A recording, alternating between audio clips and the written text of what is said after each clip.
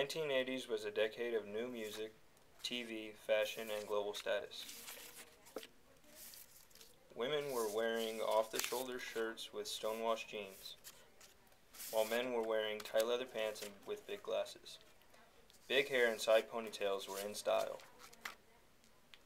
It was a new decade that started off with President Jimmy Carter putting an embargo on sale of grain and high technology to the Soviet Union. The embargo was due to the Soviet invasion of Afghanistan and was set in the hopes of starving them into pulling out their troops. The next month, the United States hockey team, made up of amateur players, defeats the Soviet Union, who had won nearly every world championship and Olympic tournament since 1954 and the Winter Olympic Games. Many continue to call this the miracle on ice. Then in April of 1980, President Carter announces that the United States will not be competing in the Moscow Summer Olympic Games due to the continued involvement of the Soviet Union in Afghanistan. On May 18th, 57 people lose their lives as a result of Mount St. Helens in Washington state erupting. This also cost the area nearly $3 billion. To wrap up the first year of the decade, Ronald Reagan, the former Republican governor of California, beats President Jimmy Carter in a landslide victory, making him the 40th president of the United States.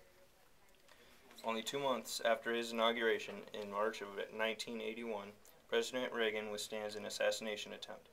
He was shot in the chest while walking to his limousine in Washington, D.C.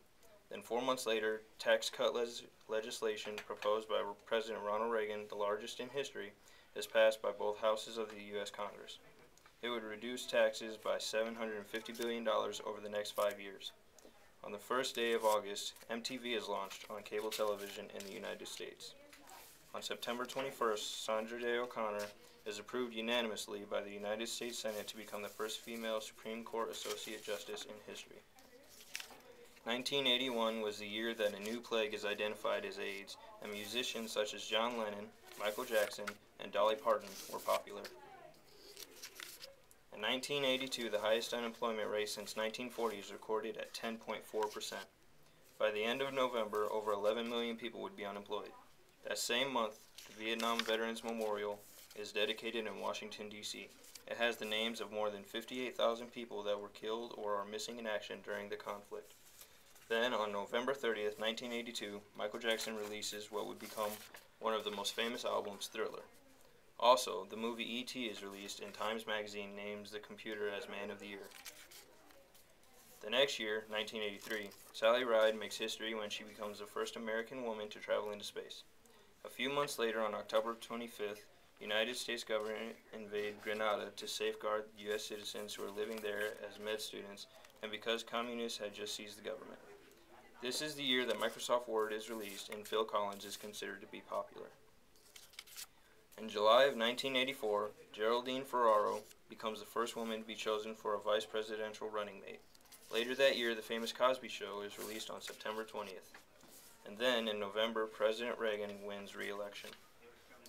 In the next year, a joint American-French expedition locates the wreck of the RMS Titanic on September 1st, 1985.